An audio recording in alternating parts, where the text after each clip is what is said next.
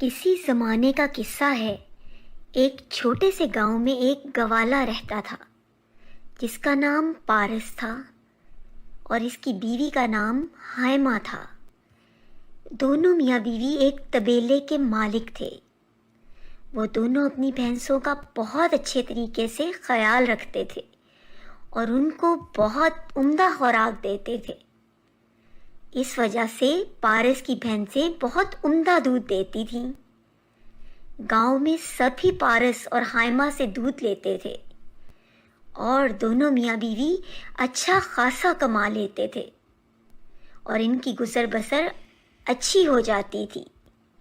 لیکن اتنا اچھا خاصا کمانے کے باوجود پارس خوش نہیں تھا۔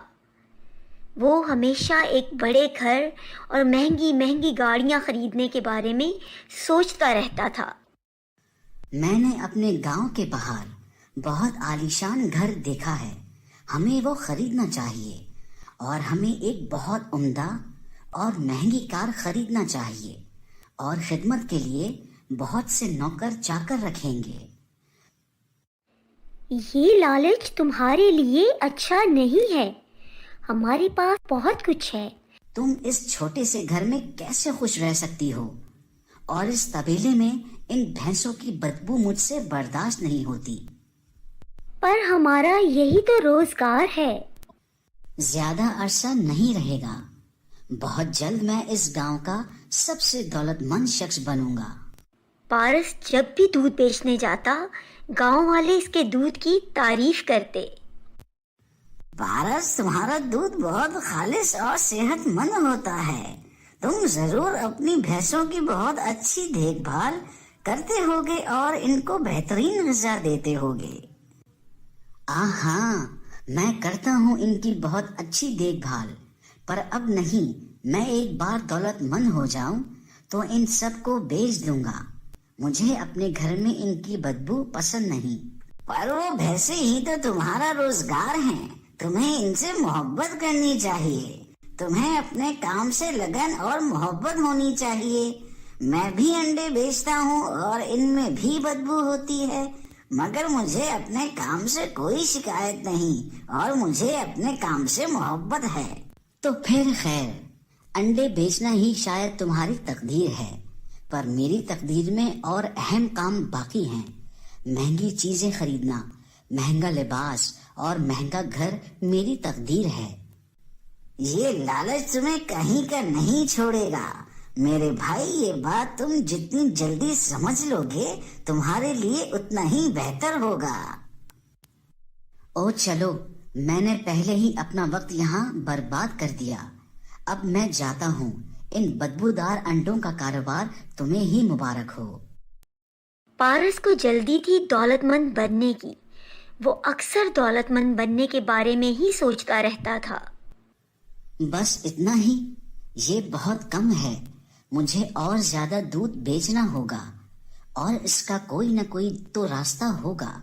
میری تمام بھینسیں تندرست اور توانا ہیں، میں ان کو اور زیادہ دودھ دینے پر مجبور نہیں کر سکتا، ورنہ ان کی صحت خراب ہو جائے گی۔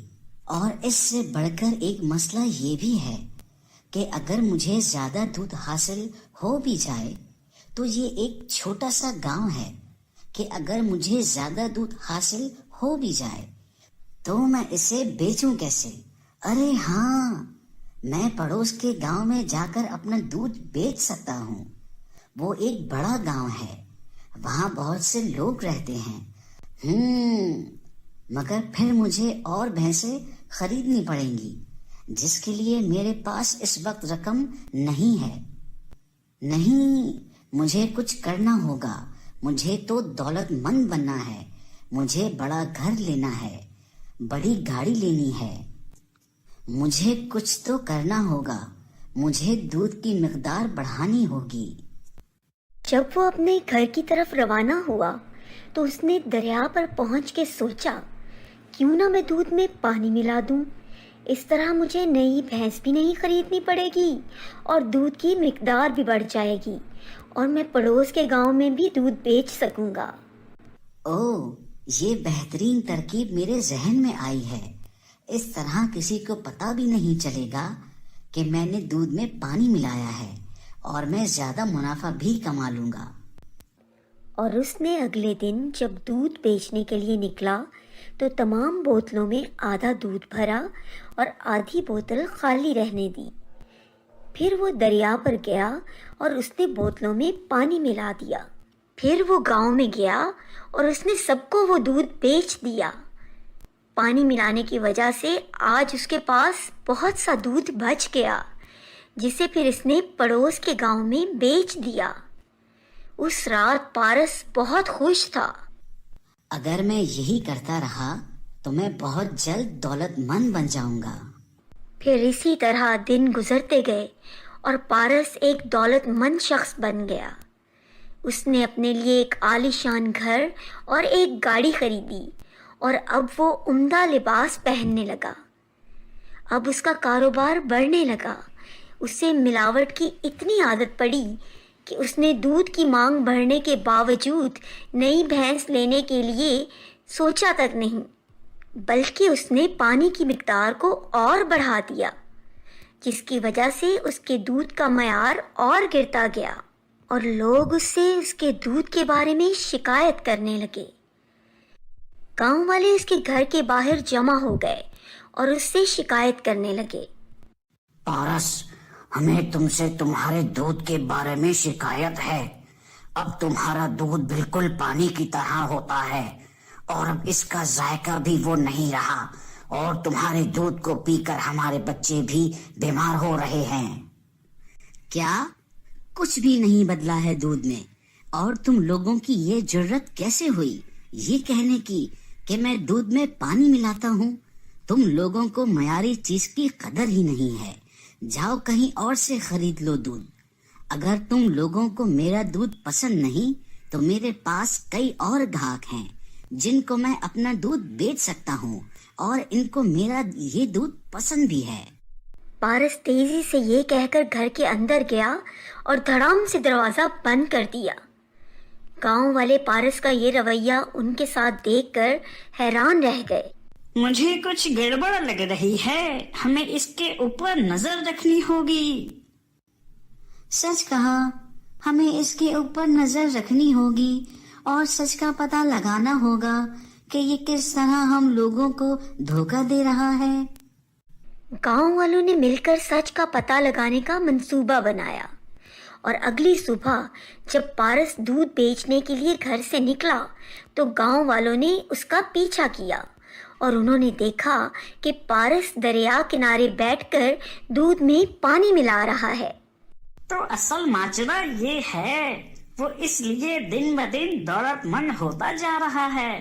اس کی بھینسوں کی تعداد اتنی کی اتنی ہی ہے، مگر پھر بھی یہ دوسرے گاؤں والوں کو بھی اتنی زیادہ مقدار میں دودھ بیچ رہا ہے۔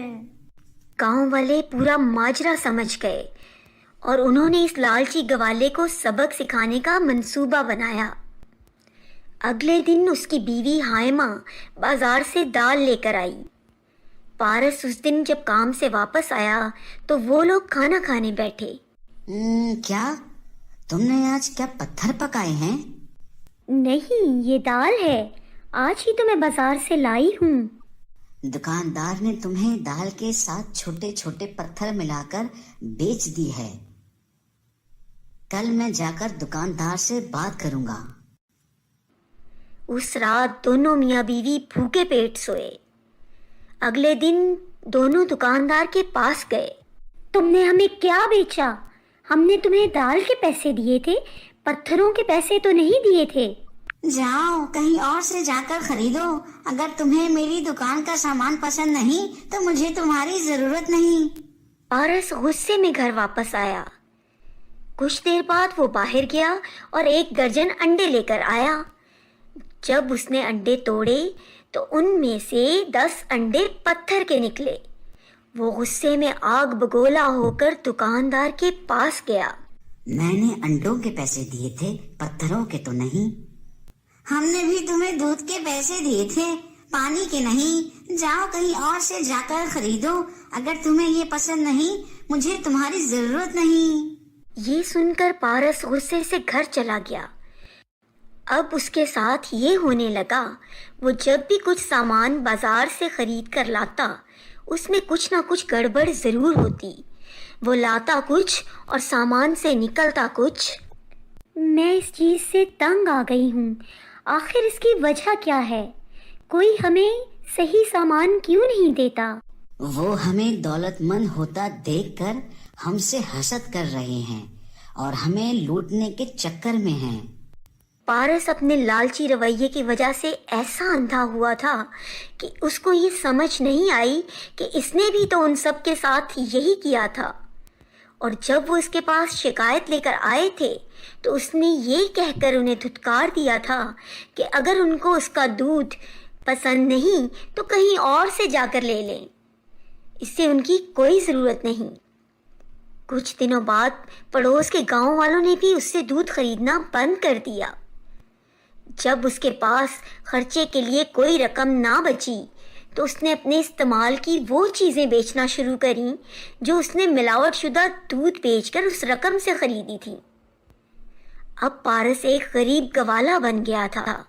اس کے پاس چند ہی بھینسیں بچی تھیں اور ایک چھوٹا سا گھر بچا تھا۔ اب تمہیں عقل آئی کہ تم نے کیا کیا؟ تمہاری لالچ کی وجہ سے ہم غریب ہوئے ہیں۔ اگر تم لالچ نہ کرتے اور ایمانداری سے خالص دودھ بیچتے تو آج ہم اس حال میں نہ ہوتے۔ ہاں، میں تمہاری بات سے اتفاق کرتا ہوں، تم صحیح کہتی ہو، مجھے تمہاری بات ماننی چاہیے تھی۔ دولت نے مجھے لالچی بنا دیا تھا۔ اب میں نے اپنی دولت ہی نہیں کھوئی بلکہ میں نے لوگوں کا اعتماد اور اپنی عزت بھی کھو دی ہے۔ ہائے افسوس، کاش میں لالچ نہ کرتا۔